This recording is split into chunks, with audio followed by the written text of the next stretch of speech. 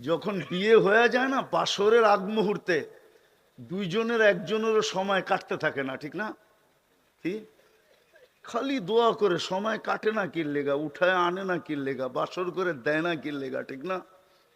কি এটাই তো ভাবতে থাকে।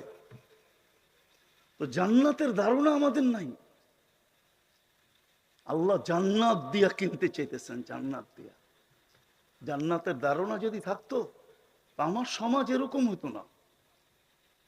বিশেষ করে মুসলমান নরনারী এরকম হতো না।